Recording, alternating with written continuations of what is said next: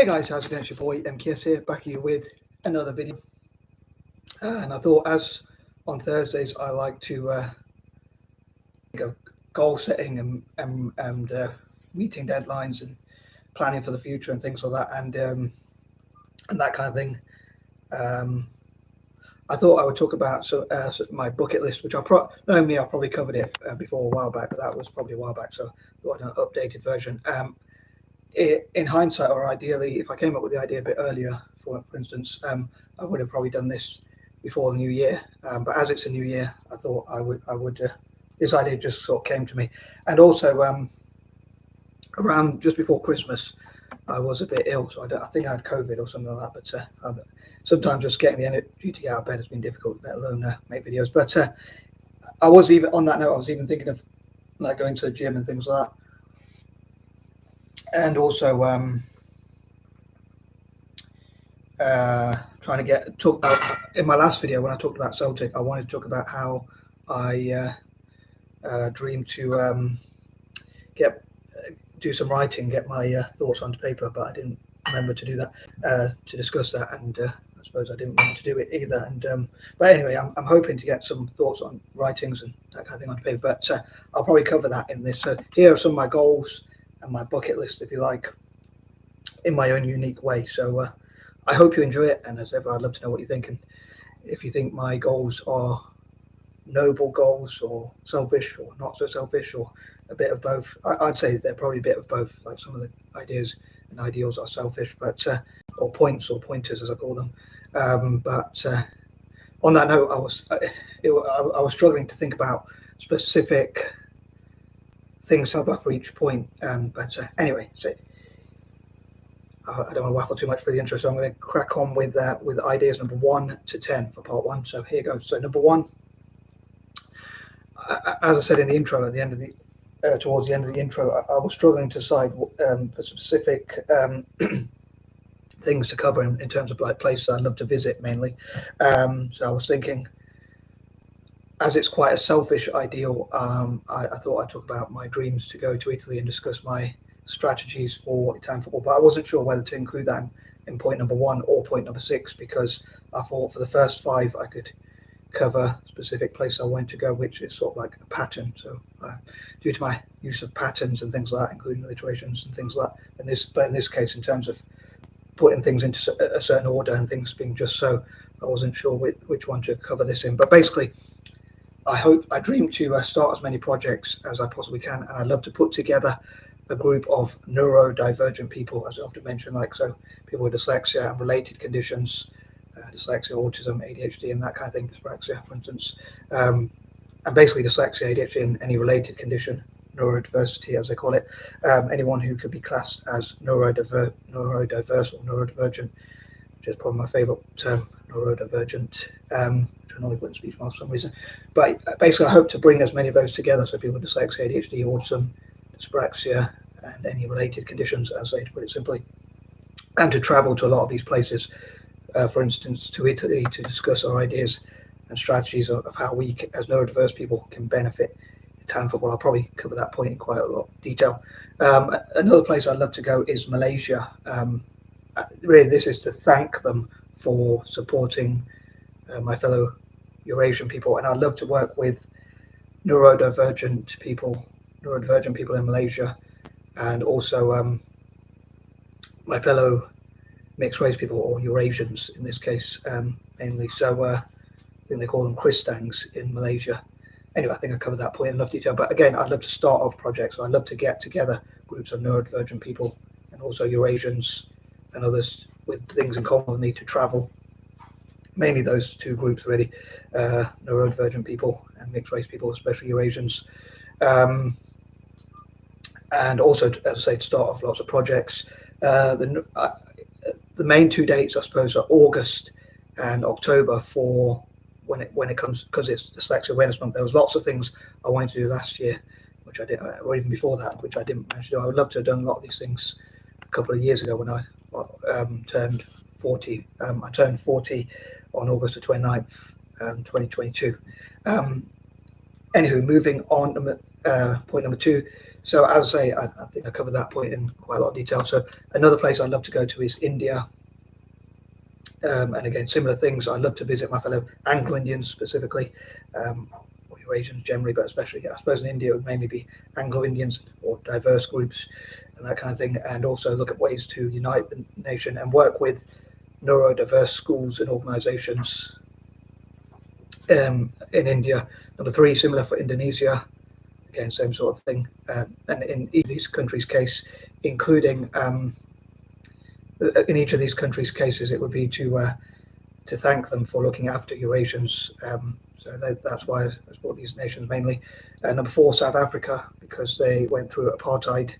So I love for POC, people of colour, or dare I say non-white people, to support South Africa. Also, even white people who are against racism. So like, but especially Black, Asian, mixed race, possibly even Native American, maybe even Latino or Hispanic or even Jewish people supporting South Africa, or even anti-racists. And as they took money out of South Africa in the past due to apartheid, I dream that they will invest in that. There'll be investments into South Africa to sort of make up for that history. And this time it's sort of opposite to a boycott. So it's like a buy-in, if you like, so to support South Africa. So anyone who's anti-racist to support South Africa. But again, I'd love to visit South Africa and possibly visit what they call coloured people, which is the term they use in South Africa or Southern Africa even generally for mixed race people. In other parts of the world, coloured is normally seen as an offensive term for people of colour, but in South Africa, it's what mixed race people are called. I think even Asians are sometimes called. People who are not either black or white, I think, are called coloured in South Africa. It's probably a bit of an old term, but they still use it there. So as I say, I love to visit Malaysia, India, Indonesia, South Africa due to apartheid, and Singapore. I mean, I've visited Singapore. I've been to India as well, and I've even been to Italy. But in this case, I'd love to go to those countries again, specifically to work with neurodiverse organisations and schools, and also to showcase what we can do to benefit their economy, or in Italy's case, to benefit their football teams specifically, or benefit football in Italy itself. And again, in those 4 Asian nations case, Malaysia, India, Indonesia, and Singapore, I normally put it in that order. It's just like, again, alliterations and things like the first country, Malaysia, begins with M, just like my initials, like M.K.S. But so it's like starts with M and ends in S. So that's why I did it that way. And I've talked before about how I'd love to bring together a network of Malaysia, India, Indonesia, South Africa, and Singapore, which I call MIISAS. And I think it's quite ironic that it has SAS at the end. I partly did that on purpose to sort of say that instead of supporting like Western militaries, I think people of colour should support those sorts of nations. Number 6, again, Italian football. I would love to go to Italy and share my ideas for Italian football and what neurodiverse people and Eurasians can do for Italian football respectively, sometimes individually and sometimes together. So sometimes what Eurasians can specifically do for Italian football, and sometimes neurodiverse people, and sometimes maybe even neurodiverse people and Eurasians could work together to showcase what we can do for Italian football with our ideas, helping Italian football to practice and all sorts of things like that. If that all made sense. And also what I call the 6, which are nations generally. And I mentioned what I call the 6 before, but I'll briefly cover them. So it's supporting indigenous people across Australasia, Africa, the Americas, Asia, and also Ireland, and also Latin America. So I'd love to go and support those groups, look at ways I could support their startups, and possibly my fellow mixed race people, or fellow Eurasians at least, preferably mixed race people generally, or even people of colour, supporting those groups, anti-imperialists supporting those groups, as they mostly colonised or helping emerging market economies. And I'd love to work with charities and NGOs. I've visited an Aboriginal tourism centre in the past, and I hope to do so in the future, and like support Native American communities. I'd love to go and visit those in the future as well, I'd say, on my bucket list, and that kind of thing. Number 7, also working with Celtic. I'd love to just like with Italian football, I love to showcase what neurodiverse people, or even mixed race people, or even people of colour, in Celtic's case, just generally, Black, Asian, mixed race, Native American, Latino, Hispanic, and possibly Jewish people, due to Celtic's anti-racist sort of ways, and the work they do to tackle racism and things like that generally.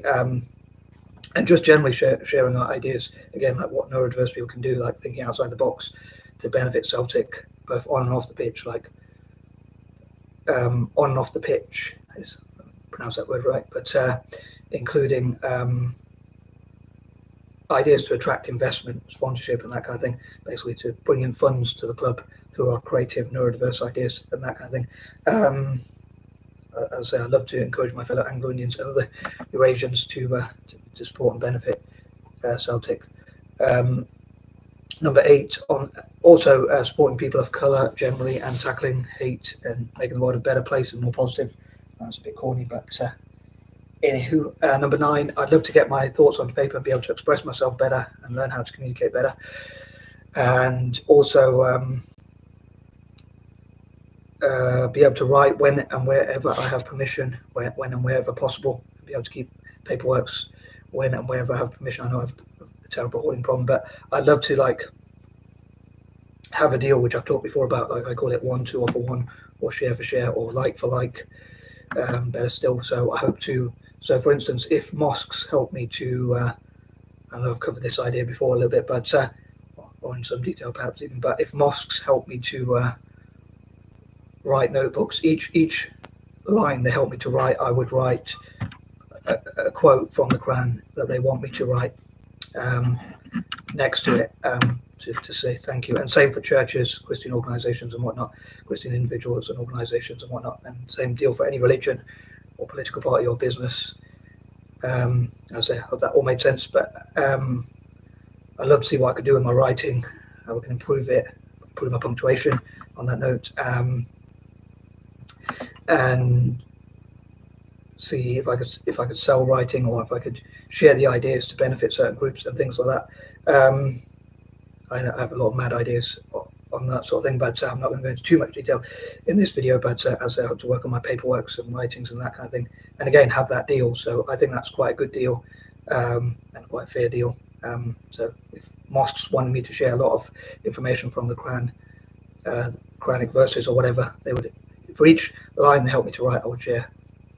And again, same deal for any religion, including churches, Christians, Christian organizations, and whatnot. I think it's the fairest deal that I can think of.